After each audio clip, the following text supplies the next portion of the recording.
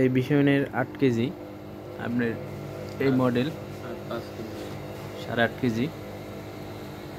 এটা প্রবলেম ছিল আপনার E3 প্রবলেম, মানে ডোর লক প্রবলেম ছিল, ডোর লক সমস্যা ছিল। তো এখন ডোর লকটা আমি কাজ করছি, কাস্টমার পয়েন্টে একদম নতুন, তো E3 লেখা আসতো। তো এখন সম্পূর্ণ দেখছেন চলতেছে। তো কোন ডোর লকটা প্রবলেম ছিল আপনাদের আমি একটু দেখাচ্ছি, কারণ কত সময় আপনাদের কাজে লাগবে।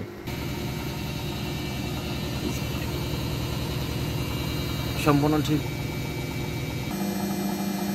তাছাড়া এই মেশিনটা দুইটা প্রবলেম আমার ফেস করতেছিলাম। দুইটা প্রবলেম বলতে কি, দেখেন এই যে লকটা এখন কিন্তু আমার ওয়াশ হয়ে গেছে, টোটালি ওয়াশ হয়ে গেছে। ওয়াশ হয়ে যাওয়ার পরে এই যে লকটা দেখতেছেন, ওয়াশ হয়ে যাওয়ার পরে লকটা খুলে যাবে।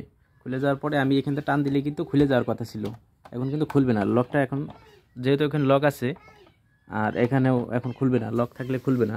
তো আমার এখানটা লকটা সাইডে যাওয়ার পরেও আপনার এই লকটা, এই ডোরটা খুলতো না, এটা খুলতো না। এই সমস্যাটা ছিল। আর E3 এই দুইটা প্রবলেম কিন্তু একই ছিল। তো আমি কিভাবে এটা সমাধান করলাম দেখেন এখন এই বিপ চিহ্নটা আসছে, ইনটা আসছে। তখন এই ইন আসলেও আমি দরজাটা করলেও খুলতো না, এখন কিন্তু এই দেখেন ইজিতে খুলে গেছে। আগে কিন্তু এই বিপ শব্দটা দেওয়ার পরেও, এটা পরে আমি অনেক টানাটানি করছি কিন্তু খুলে নাই। খুলেন, আপনি খুলেন তো, এখন খুলে দেখেন ইজিতে এখন খুলে গেছে।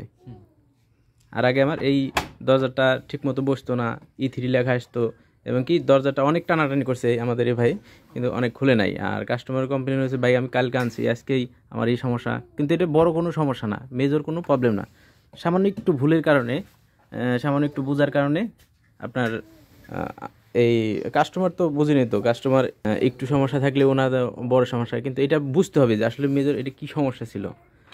হ্যাঁ, এখন কিন্তু আমার ইজিতে খুলে। তো এটা সমস্যাটা ছিল আমার এই ভাই, এটার ভিতর যে ডোরটা ছিল সেটা খুলছিল, কিন্তু মূলত এটা সমস্যাটা ছিল এই ডোরটা দেখতেছেন, এটা লুজ ছিল। দেখেন আমি পরে খুলে কত টাইট করে দিছি, কি পরিমাণ টাইট করে দিছি, যে আগে এটা হালকা একটু লাগা দিলে ভিতর দিকে গেল করতো, কিন্তু এখন সেটা করে না। দেখেন এত পরিমাণ টাইট হয়েছে যে এই লকটার কারণে আপনার E3 প্লাস আপনার এই যে ডোরটা লাগাইলাম আর খুলবে না, আর খুলতো না, এখন ইজিতে খুলবে।